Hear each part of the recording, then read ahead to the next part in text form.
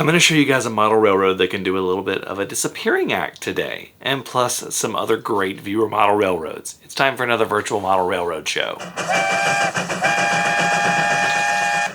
Hey everybody, my name is Jimmy. Welcome to Coffee and Trains. Today I'm just drinking some store brand donut shop flavored coffee.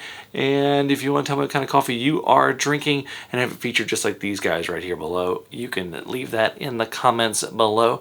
I also just want to say a quick thank you to all of you who left really nice comments and messaged me on Facebook and a bunch of different places about everything over the past couple of days. I mean this from the bottom of my heart. Thank you. It made my heart happy. Thank you so much. But let's get into the virtual model railroad show. Cheers, guys. First up, I got a very different one from Philippe in Belgium. Check this out. Philippe hails from Belgium, and he has this really cool layout right here that is a folding layout that he actually uses as a lab for experiments with Arduinos as well as automation scripts. This is purely for fun. This is just a different side of the hobby, something that I've done quite a lot in, but I think that this is a really neat idea, and it's something that I've honestly kind of wanted to do, and I might do something like this in the future. So I really like seeing all the sensors and all the automation and everything, and this is designed to test these things. So great job, Philippe. I really like this. That was different. I really might build me one of those. Check out this layout under construction from Steven. This one is gonna be something special. Steven is showing us his layout under construction, and you can see that he's got that foam base, that pink foam that everyone, myself included, uses for a lot of different layouts. He's also got those Woodland Scenics foam risers. Those are a great way to do elevation changes on your layout if you are unsure of doing it by yourself completely DIY. They're a little bit more expensive than doing it DIY, but with this kind of thing, it might be worth it to you. But I love seeing progress shots and showing people like this because you can see how a layout is constructed, and Steven is doing a great job, especially with all of those elevation changes. It looks like it's going to be a really fun layout, and I hope to see more from this. Great job, Steven.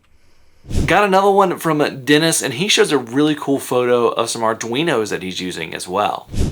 Dennis is showing his layout under construction as well, and he's done a lot of similar things that I did on the original build of the DDRR 3.0 that's behind me right here. And you can see that he has the hinges that lift up. He's got all of these Arduinos. I mean, look at all of these Arduinos. And he has them mounted on wood blocks, which is one way that I have shown that you can mount on this. And he's got a lot of different things going on around here. And this is just a great use of space. I see a nice little yard. I see some industries. I see a lot of different little things. Actually, it's pretty similar to part of my layout. So this is really cool. I can also see a switch panel. He's done a fantastic job, and obviously he's still working on it with these photos, but this looks phenomenal and looks like it's gonna be a ton of fun to run. Dennis, thank you so much for sending this in. Core Jansen has a really nice little 4x4 layout. Check this thing out. I really like it. Core Jansen's layout right here looks like a little 4x4 layout. This is a great size for N-scale in my opinion.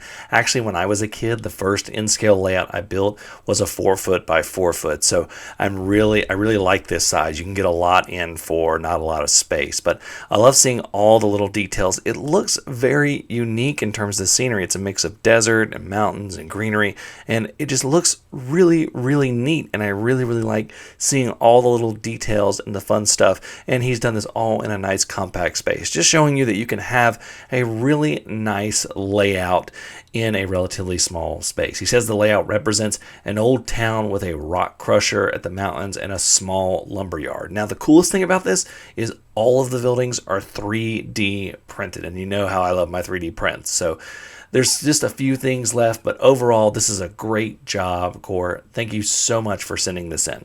Next up is Lon Luna and a nice little 4x6 garage N-scale layout. Check this out. Lon has built his 4x6 N-scale layout in his garage, classic garage layout right here. Love seeing all of this detail and fun stuff on here. This is the kind of layout that when people think of model trains, this is what they think of. It's got a lot of cool little nuggets and Easter eggs to find. You can see a little farm in there. You can see a little downtown scene. It's also got the classic old mine on there. And then it's also got a nice station scene and just a lot of different things. Of course, it's got a tunnel. This is just a really great little model railroad right here, and I absolutely love it. This is just a fantastic use of a 4x6 space.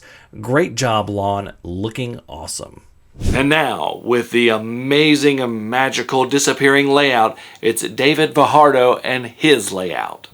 You may be looking at this picture going, okay, Jimmy, where's the layout? Well, it's right up against the wall right there.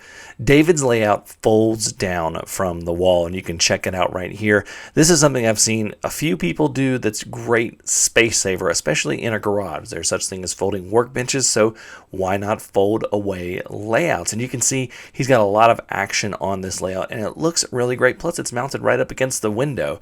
So this is really cool, David. I really like seeing this. I love everything on this layout. Great job.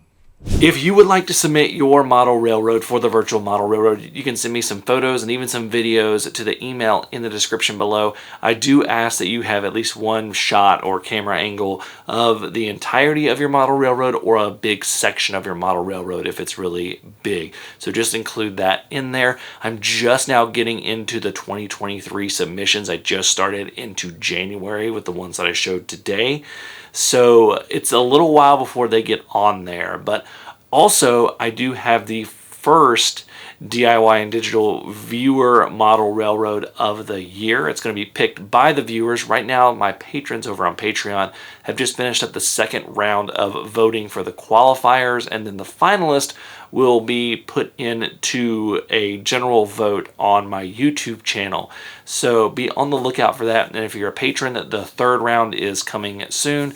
And then the November virtual model railroad show is going to be a little bit early so we can get the final round of qualifying votes there so that we can have the finalists all for the general vote. And then the final award show is going to be live at the end of December after Christmas. So that is what's going on with this. It's going to be a ton of fun. I'm really excited about doing this. I think it's going to be a lot of fun. I've got some other things coming too that are going to be a ton of fun. So thank you all so much for watching. Until next time, I'm Jimmy from the DIY and Digital. Stay safe, be kind, and happy railroading. Oh, and I forgot to say drink coffee. Stay safe, be kind, drink some coffee, and happy railroading.